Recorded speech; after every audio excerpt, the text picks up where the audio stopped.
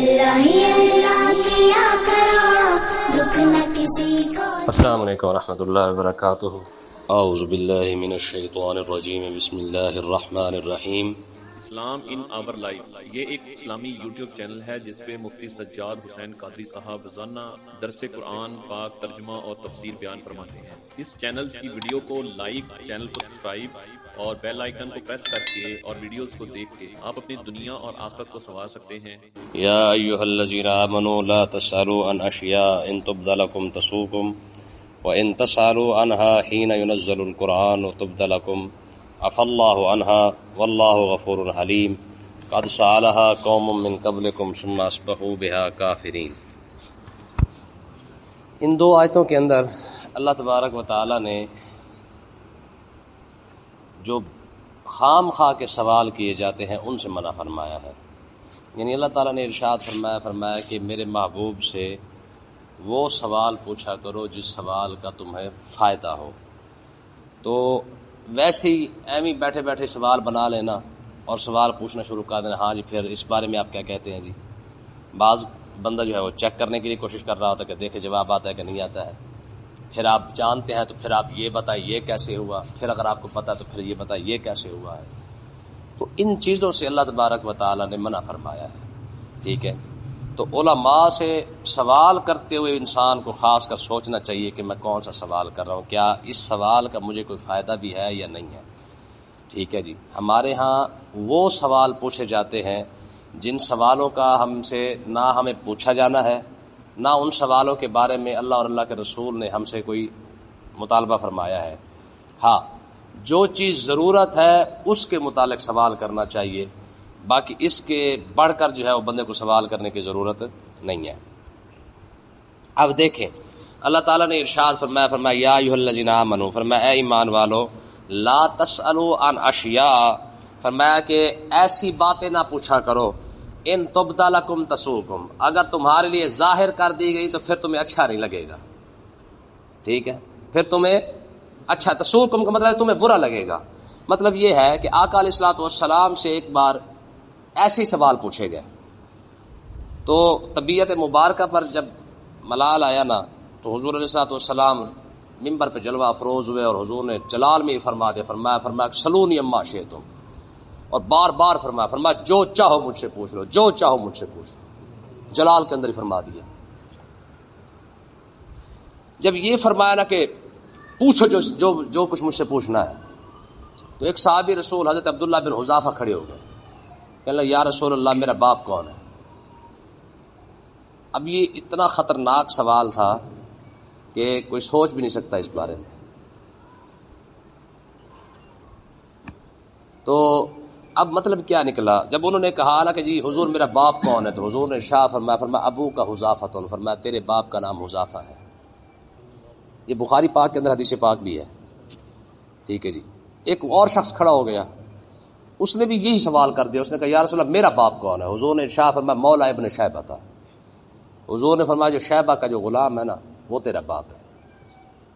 اب جب یہ باتیں ہوئی تو حضرت فاروق اعظم رضی اللہ تعالیٰ عنہ نے جب حضور علیہ الصلوۃ والسلام کے چہرے انور کو دیکھا تو گھٹنوں کے بل بیٹھ گئے اور عرض کی یا رسول اللہ ہم رضیت باللہ ربا وبالاسلام دینا وبمحمد نبینا، یا رسول اللہ ہم اللہ کے رب ہونے پر بھی راضی ہیں، اسلام کے حق ہونے پر راضی ہیں، آپ کے نبی ہونے پر ہم راضی ہیں، ہم کوئی سوال نہیں کرتے، ٹھیک ہے جی۔ اب دیکھیں یہ کتنی خطرناک بات تھی یہ بات کہ انہوں نے اپنے باپ کے بارے میں پوچھ لیا، ٹھیک ہے جی۔ اور اگر اس بارے میں امام زہری رضی اللہ تعالیٰ عنہ وہ فرماتے ہیں کہ حضرت عبداللہ بن حذافہ نے سوال تو پوچھ لیا کہ میرا باپ کون ہے، اور حضور نے جواب بھی دے دیا، لیکن جب یہ بات ان کی والدہ تک پہنچی نا تو انہوں نے کہا عبداللہ تو نے اچھا نہیں کہ یہ بات پوچھ کے، تجھے کیا پتا دور جاہلیت کے اندر کیا تھا، اسلام کے اندر آ کے یہ سارا کچھ ہوا ہے نا، اسلام کے اندر نکاح بھی ہوا ہے، نکاح تو پہلے ہوتے تھے لیکن اس طرح کے معاملات تو نہیں تھے جو اس طرح اسلام کی قاعدے ہیں۔ تو دور جاہلیت کیونکہ ایک الگ زمانہ تھا، اس کے معاملات الگ تھے، اس کے اندر نہ کوئی قید تھی، نہ کوئی مطلب کہ معاملات تھے، نہ کوئی قانون تھے، جس کی لاٹھی اس کی بھینس والا حساب تھا، ٹھیک ہے۔ تمہیں کیا پتا کہ دور جاہلیت کے اندر مرد اور عورت کیسے رہا کرتے تھے۔ اب دیکھیں نا جی، دور جاہلیت کے اندر جو لوگ ننگے ہو کر خانہ کعبے کا طواف کر لیتے تھے ان کے لیے ایک دوسرے کے قریب آنا کوئی اتنی بڑی بات نہیں تھی۔ تو حضرت عبداللہ بن حذافہ کی والدہ نے کہا عبداللہ تو نے مجھے رسوا کر دیا تھا، اگر حضور کسی اور کا نام لے دیتے پھر؟ تو اب ذرا عبداللہ کا بھی جواب سنیں. تو حضرت عبداللہ بن حذافہ نے فرمایا، کہنے لگے اماں اگر حضور کسی حبشی کا نام بھی لے لیتے میں اس کی آپ کی بات کا یقین کر لیتا، تمہاری بات نہیں مانتا.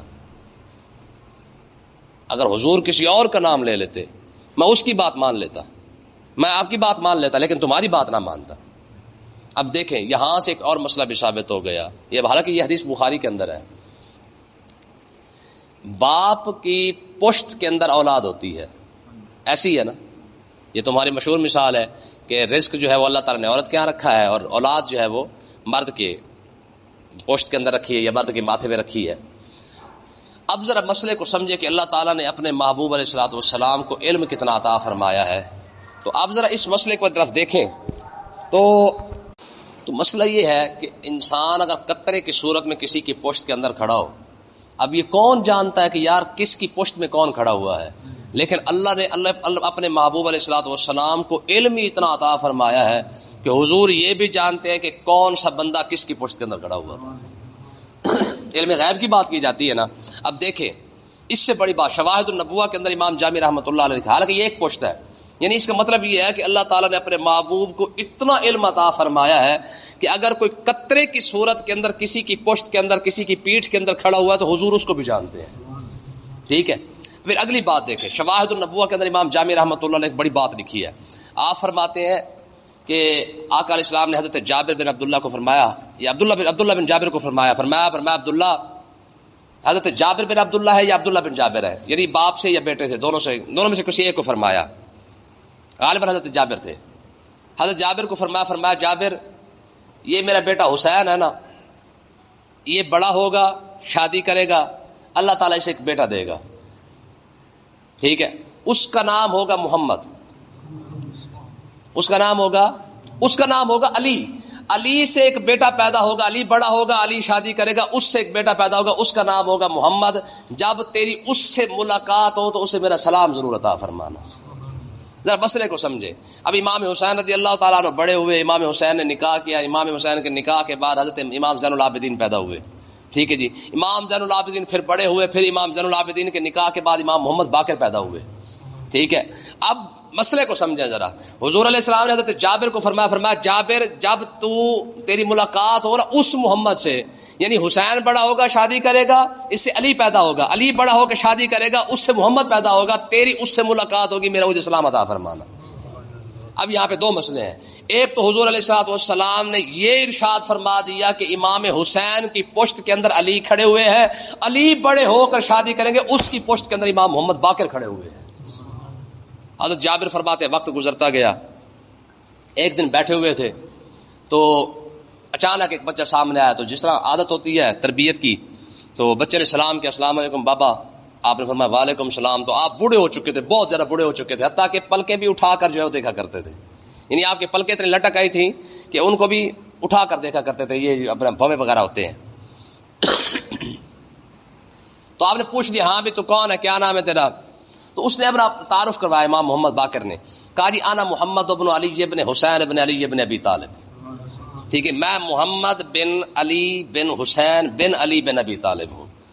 تو حضرت جابر رضی اللہ تعالیٰ عنہ کو فوراً وہ حدیث یاد آئی کہ ہاں یار میرے نبی نے ایسے ایسے فرمایا تھا. فرمایا بیٹا میرے قریب آ. جب قریب آئے نا تو آپ نے ان کی پیشانی کو بوسہ دیا. فرمایا میرے چھوٹے محمد، میرے محمد نے تجھے سلام عطا فرمایا ہے. کہا جی مجھے حضور نے سلام عطا فرمایا. فرمایا ہاں حضور نے ارشاد فرمایا تھا میرا ایک شہزادہ پیدا ہوگا، ٹھیک ہے، اس کا نام بھی محمد ہوگا، تیری اس سے ملاقات ہوگی، اس سے ملاقات ہو تو اسے میرا سلام عطا فرمانا. ٹھیک ہے جی. اب دیکھیں کتنی پشتوں کا فرق آ گیا جی.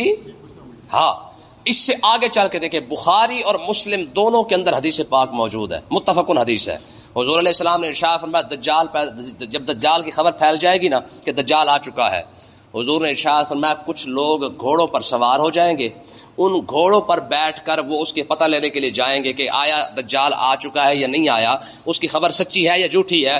یعنی جب وہ پتہ کرنے کے لیے جائیں گے نا تو حضور علیہ السلام نے ارشاد فرمایا وہ دنیا کے بہترین شاہ سوار ہوں گے. ٹھیک ہے. پھر حضور نے فرمایا میں ان کے گھوڑوں کو بھی جانتا ہوں، گھوڑوں کی رنگت کو بھی جانتا ہوں، ان کو بھی جانتا ہوں، ان کے ماں باپ کو بھی جانتا ہوں. اب یار سمجھے ابھی تک دجال نہیں آیا، ٹھیک ہے، 1400 سال تو ہو چکے ہیں، ابھی تک دجال خدا جانے کب آئے گا، ٹھیک ہے، ظاہر قرب قیامت میں آئے گا.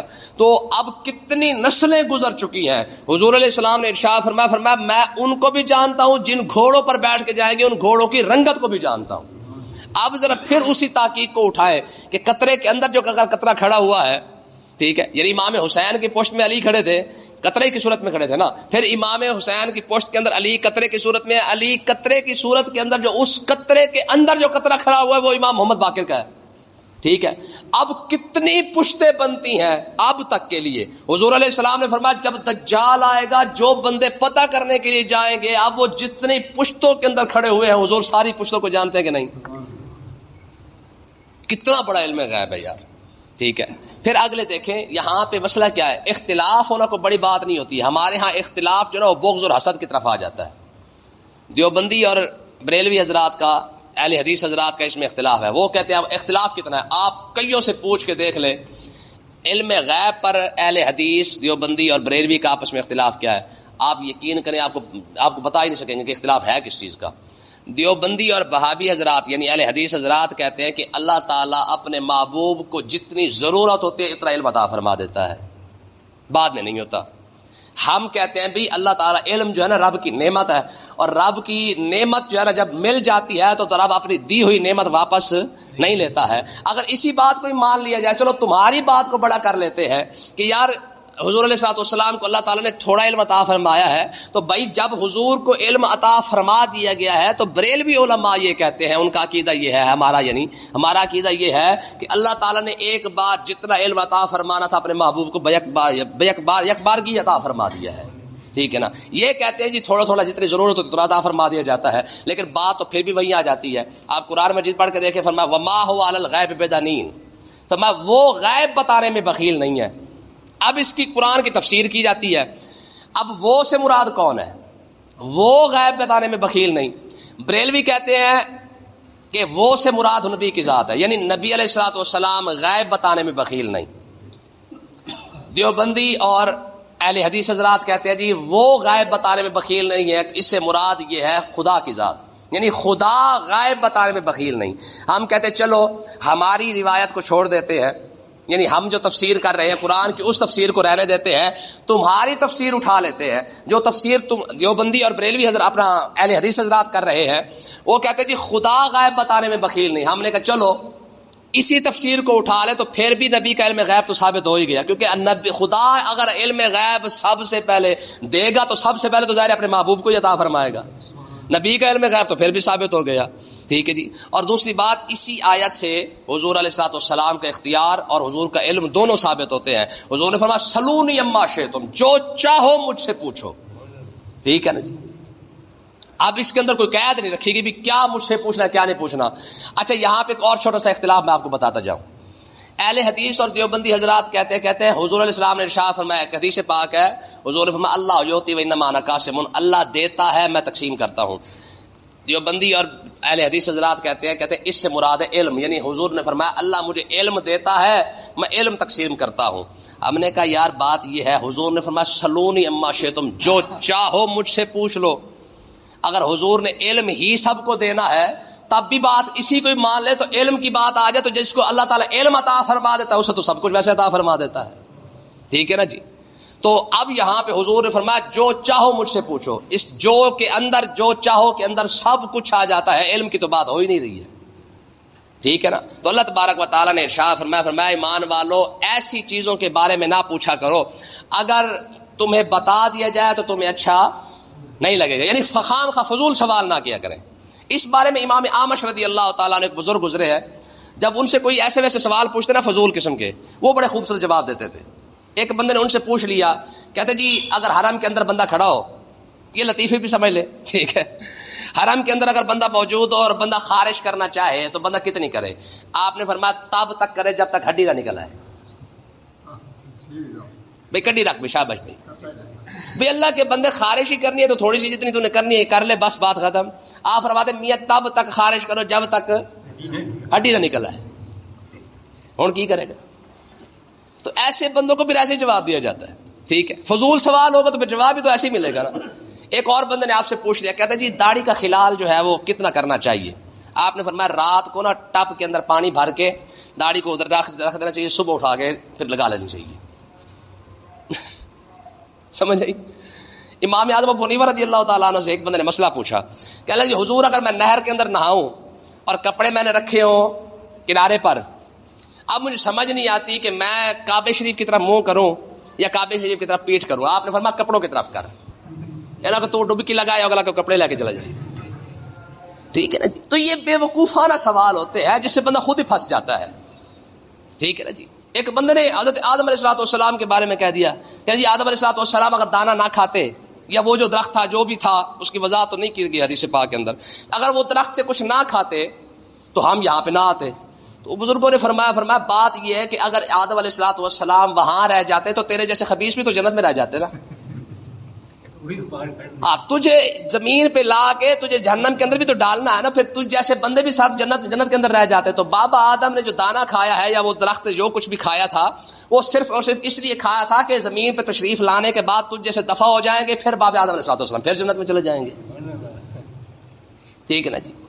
تو اس لیے نا اب دیکھیں وہ جو چوٹی والا مسئلہ ہے, اب وہ کہیں جی وہ مذکر تھی کہ مؤنث تھی جو سلیمان علیہ السلام کے راستے میں آ گئی تھی. اللہ کے بندے یہ کوئی سوال ہے پوچھنے والے. پھر جی بابے اپنا حضرت آدم اپنا اسماعیل علیہ السلام کے لیے جو دمبا آیا تھا وہ نر تھا کہ مادہ تھا؟ ٹھیک ہے نا جی.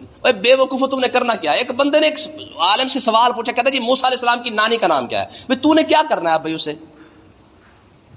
ٹھیک ہے. یعنی اپنے نماز کے بارے میں نہیں پوچھیں گے, اپنے روزے کے بارے میں, اپنی زکوٰۃ کے بارے میں, اپنے حلال اور حرام کے بارے میں نہیں پوچھیں گے. صرف جب بھی پوچھیں گے یہی بے وقوفانہ سوال پوچھیں گے. ٹھیک ہے نا. اب کئی لوگ آپ دیکھیں اکثر لوگ پوچھتے ہیں حضور کا نماز جنازہ کس نے پڑھایا تھا؟ بھائی تجھے تک بنتا ہے تجھ سے پوچھا جائے گا اس بارے میں. ٹھیک ہے. یاد رکھیں علماء نے یہ وضاحت کے ساتھ مسئلہ لکھا ہے, فرمایا کہ 10 سوال تو ایسے ہیں جس کا تمہارے ساتھ تعلق ہی کوئی نہیں ہے. مثال کے طور پر اما عائشہ صدیقہ افضل ہے یا سیدہ فاطمہ الزہرا؟ اب تجھے کیا لگے بھائی کیوں یہ سوال پوچھ رہا ہے کہ ان میں سے افضل کون ہے؟ اما عائشہ صدیقہ بھی سبحان اللہ, سیدہ فاطمہ الزہرا بھی سبحان اللہ. ٹھیک ہے. دونوں جو حضور کے قریبی ہے, ایک حضور کے لخت جگر ہے, دوسری حضور کی جو ہے وہ اپنا زوجہ محترمہ ہے. تو اس میں تجھے کیا لگے بھائی؟ اور تجھ سے پوچھا بھی نہیں جانا بھی افضل کون ہے. اب مولا علی رضی اللہ تعالیٰ عنہ اور سیدنا امیر معاویہ رضی اللہ تعالیٰ عنہ کی جنگ اور عائشہ صدیقہ اور حضرت مولا علی کی جنگ, ان کے بارے میں لے کر جناب کو دوسرے کو پڑے ہوئے جناب لگے ہوئے پورے سوشل میڈیا پہ. وہ اللہ کے بندے قیامت کے دن تجھ سے مولا علی اور عائشہ صدیقہ یا حضرت امیر معاویہ کے بارے میں تجھ سے نہیں پوچھا جانا کہ انہوں نے جنگ کیوں کی تھی. تجھ سے پوچھا جائے گا کہ تو نے حلال اور حرام کیسے کمایا تھا اور کیسے کھایا تھا. کیوں جی؟ ہم سے پوچھا جائے گا کہ مولا علی حق پر تھے کہ حضرت سیدنا امیر معاویہ, اما عائشہ صدیقہ حق پر تھی کہ حضرت مولا علی رضی اللہ تعالیٰ عنہ. ہم سے نہیں پوچھا جانا, بڑے تھے وہ جانے اور ان کا کام جانے, ہمیں اس سے کیا غرض لگے. ٹھیک ہے جی. ہمارے لیے تو دونوں بزرگ ہیں, ٹھیک, دونوں صحابی رسول ہیں. تو اس لیے یاد رکھے سوال کرتے ہوئے کم سے کم یہ سوچنا ضرور چاہیے کہ ہم کیسا سوال کر رہے ہیں. حضور علیہ السلام ایک بار تو ارشاد فرمایا لوگوں تم پر حج فرض ہے. تم پر کیا ہے؟ حج فرض ہے. ایک شخص کھڑا ہو گیا, کہ یا رسول اللہ کل عامن, حضور ہر سال ہی فرض ہے. حضور خاموشی اختیار کر لی, فساکتا, حضور خاموش ہو گئے. اچھا اس نے پھر کہہ دیا, کہ یا رسول اللہ اکل عامن, حضور ہر سال ہی فرض ہے. حضور نے تھوڑی دیر بعد خاموشی کے بعد فرمایا اگر لو کل تو نام, حضور نے فرمایا اگر میں ہاں کر دیتا ہر سال فرض ہو جاتا, لگ پتا جاتا پوری امت کو. بات میں نہیں کہ نہیں آئی ہے. اس لیے نا حضور علیہ السلام نے خود ارشاد فرمایا کچھ چیزیں ہیں جن کو اللہ تعالیٰ نے حرام کر دیا ہے, کچھ چیزیں ہیں جن کو اللہ تعالیٰ نے حلال کر دیا ہے, اور کچھ چیزیں ایسی ہیں جس پر اللہ تبارک و تعالیٰ نے جو ہے وہ سکوت فرمایا ہے. یعنی مطلب ہے کہ مباح فرما دیا, کوئی جواب ہی نہیں دیا. اس کا مطلب یہ ہے کہ جس چیز کا جواب نہ ملے وہ مباح ہے. اب بندہ اسی کے پیچھے لگ جائے, نہیں جی پھر بتائیں جی پھر کیسے کریں, پھر کس طرح کریں, پھر کیوں کریں, پھر کس طرح. اب بندہ خود پھنستا ہے. میں نے کئی بار آپ کو بتایا نا, جب سوال کرتے جائیں گے تو آپ پھنستے جائیں گے. حضور نے فرمایا, یہ سرکار کی حدیث ہے, حضور نے ارشاد فرمایا مسلمانوں کا سب سے بڑا مجرم وہ ہے جس نے سوال کیا اور ساری امت مسلمہ ہی پھنس گئی. اب دیکھیں نا, ایک چیز فرض نہیں تھی, ایک بندے نے کھڑے ہو کے پوچھ لیا. اب سب ظاہر ہے جب جواب ملا تو پھر سارے کے سارے پھنس گئے, عمل کرنا پڑ گیا نا. ہاں, تو اللہ تعالیٰ نے ارشاد فرمایا وَإِن تَسْأَلُوا عَنْهَا حِينَ يُنَزَّلُ الْقُرْآنُ تُبْدَ لَكُمْ, فرمایا کہ تم جو ہے وہ اگر سوال کرو گے اور اوپر سے قرآن بھی نازل ہو رہا ہو, تُبْدَ لَكُمْ, پھر تمہارے لیے اچھا نہیں ہوگا. عَفَا اللَّهُ عَنْهَا, اللہ تعالیٰ نے تمہیں معاف فرما دیا ہے. جب رب تمہیں معاف فرما چکا ہے تو تم بھی معافی دے دو، ٹھیک ہے نا جی. ہاں اے محقق بن کے جب سوال پوچھیں گے تو پھر خود پھنس جائیں گے. جتنا ہم سوال پوچھتے جائیں گے اتنا زیادہ ہمارے لیے مسئلے کھڑے ہوتے جائیں گے. دیکھنا جی، میں نے آپ کو سیدھی سی مثال دی تھی. ہمارے بزرگ وظیفہ دیتے ہیں، خاموشی کے ساتھ جتنا بتا دے چپ کر کے لے لو، آگے سے پوچھو نا، ٹھیک ہے جی. جب آپ پوچھیں گے ہاں جی پھر ایک ٹانگ پہ پڑھنا چاہیے کہ دو ٹانگوں پہ، اگلا کہتا ہے ایک ٹانگ پہ پڑھ. چل بھائی کہتا جی دن کو پڑھنا چاہیے کہ رات کو، اگلا کہتا ہے رات کے 1 بجے پڑھ. اب یہ خود پھنسے ہیں نا. دیکھیں نا جی، جب اپنا کہا گیا نا یہودیوں کو کہا گیا جب ان کا قتل ہوگا نا، یہ پہلے سپارے والی آیت ہے، جب ان سے کہا گیا کہ ہاں بھی قربانی کر دو، گائے کو ذبح کر دو، گائے ذبح کرنے کے بعد جو ہے وہ تمہارا قاتل خود ہی بتا دے گا کہ تمہارا مقتول بتا دے گا کہ اس کو قتل کس نے کیا ہے. اب حضور نے فرمایا وہ کسی بھی گائے کو پکڑ کے اس کو ذبح کرتے، ذبح کرنے کے بعد جو ہے وہ اس کا ٹکڑا اٹھا کے قاتل کے ساتھ اپنا مقتول کے ساتھ لگا دیتے، وہ جو قتل ہوا تھا وہ زندہ ہو جاتا، اور زندہ ہونے کے بعد وہ خود ہی بتا دیتا کہ اس کو قتل کس نے کیا ہے. موسیٰ علیہ السلام نے فرمایا بھی گائے ذبح کر دو اور ایک ٹکڑا اٹھا کے مقتول کے ساتھ لگا دو. انہوں نے کہا جی پھر رنگ کیسا ہونا چاہیے؟ اللہ نے فرمایا ایسا ہونا چاہیے. پھر کہنا جی عمر کتنی ہونی چاہیے؟ رب نے فرمایا اتنی ہونی چاہیے. اب یہ کیا مسئلہ بنا؟ یہ حالانکہ رب نے یہ قید نہیں لگائی تھی، یہ خود سوال کر کے پھنسے ہیں. ٹھیک ہے، واللہ غفور حلیم، اللہ تعالیٰ بخشنے والا بھی ہے اور حلم والا بھی ہے. قد سالھا قوم من قبلکم، دیکھیں جی اللہ تعالیٰ نے ارشاد فرمایا تم سے پہلے والی قومیں بھی ایسے ہی سوال کرتی تھی، پھر ہوا کیا؟ ثم اصبحوا بها کافرین، پھر جب انہوں نے سوال کیے تو پھر کافر بھی خود ہی ہو گئے. مطلب کیا ہے؟ سوال کیا، سوال کرنے کے بعد جب ان کو جواب دیا گیا تو انہوں نے کہا نہیں جی یہ تو ساڑھے بارے نہیں کھاندی گل. جس طرح ہماری قوم سوال کرتی ہے نا، پوچھ رہی ہے مسئلہ کیویں ہے جی، فلانا مسئلہ کیویں ہے، ذرا دسو نا ایویں، لا اپنی طرفوں کر لیا، پھر پوچھا کیوں تھا تو نے؟ بات سمجھے کہ نہیں آئی ہے؟ تو اس لیے یاد رکھیں یہ بہت بڑا مسئلہ ہے ہمارا. بھی پہلے مسئلہ پوچھ لیں گے، مسئلہ پوچھنے کے بعد جب ان کو جواب ملتا ہے کہ یار جواب شریعت کا جو مسئلہ یہی ہے بھائی، وہ کہتا لا آج اپنی طرف مار دیتا ہے. بھی اگر تو ایڈا بڑا محقق تھا تو پھر پوچھا ہی کیوں تھا؟ پھر خود ہی پھنس گیا نا. تو اس لیے اللہ تبارک و تعالیٰ نے یہ جو فضول اور خام خواہ کے سوال ہے اس سے پوچھنے سے منع فرمایا ہے. اللہ تعالیٰ سمجھنے کی توفیق عطا فرمائے.